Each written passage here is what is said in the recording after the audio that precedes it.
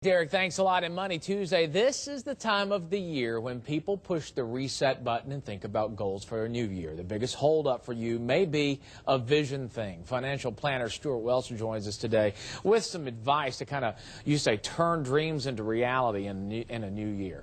You know, Rick, it is. This is a lot of people set New Year's resolutions, and a lot of people break them. Yeah. You know, and they break them within the first 30, 60 days. So what we've done is developed a process that will help you stick to those, get really clear on what you want. And it's when you say they break them, I mean, it's such a passive thing for all of us. We all do this, where you say, I'm going to do this year, but then it just kind of falls behind, and then you kind of forget about it, you know, within a few weeks, if you don't really put something in place to do it, right? You know, I think that most people are like really good sprinters, yeah, but not very good marathon runners. Yeah. And achieving most goals, particularly if they're large or they're worthwhile, it's a marathon. Give me an example before we go through this list of how to do this, but give me an example of some of the things that you're thinking about along this line. Is it money, lose weight, well, all of the above? I think it could be anything. I think, you know, a lot of people will come in with goals that are health-related, losing weight and so forth. Hopefully, a lot of people are setting goals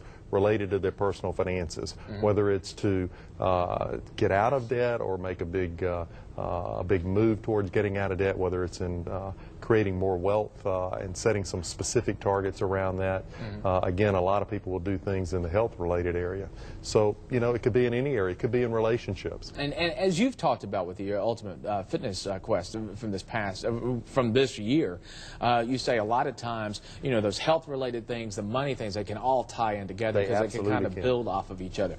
First off, you say develop your dream list. When we talk about your dream list, what are we talking about? Well, dream list is really just a fun exercise where you sit down, you get a piece of paper, and you basically say, if there were no barriers, if I could accomplish anything I wanted to accomplish, what is it I would do? What is it I would have? Who is it I would become?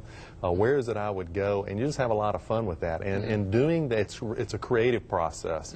And in doing that, you end up with this really long list of things, and then you begin to use that to narrow down what are one or two things that you'd be willing to totally commit to for the next 12 months. Okay, then you say create a vision of your future, a vision for 2011. And Rick, that's really just creating a mind picture.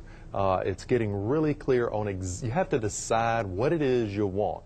And we're saying to do that on paper. You need to do that on paper because once you articulate it on paper, you know, something really special happens. It becomes very clear. But here's the key part is after you do that, you say go on and develop an action plan, a way to follow up on what your vision is, what your dreams are. And what we have found is that in accomplishing any vision, any big goal like that, there are 2 or 3 or 4 or 5 what I call critical success factors, critical things that must happen in order for that dream to become a reality. And finally, you say commitment. That's the big thing. Well, you know, that is the glue that's going to hold it all together. It's you want to have a really compelling why that you're doing it, and because somewhere along the way you're going to stumble, and it's the why that's going to keep you going. So you have to be committed 100% to getting it done, and if you do, you will get it done. All right, Stuart Welch, always good to see you. Thanks so much for being with us. Have a happy New Year. Oh okay? yeah. By the way, Rick, we want to. Oh yes, I'm sorry. We do want to. We have created a vision form for the viewers, and if they'd like a form that would help them through that process, they can send me an email at stewart@welchgroup.com, and in the subject line just put vision worksheet. So we'd love to have everybody have a copy of that. Sounds good. Thanks so much, Stuart. It's good to see you. This week we're taking a look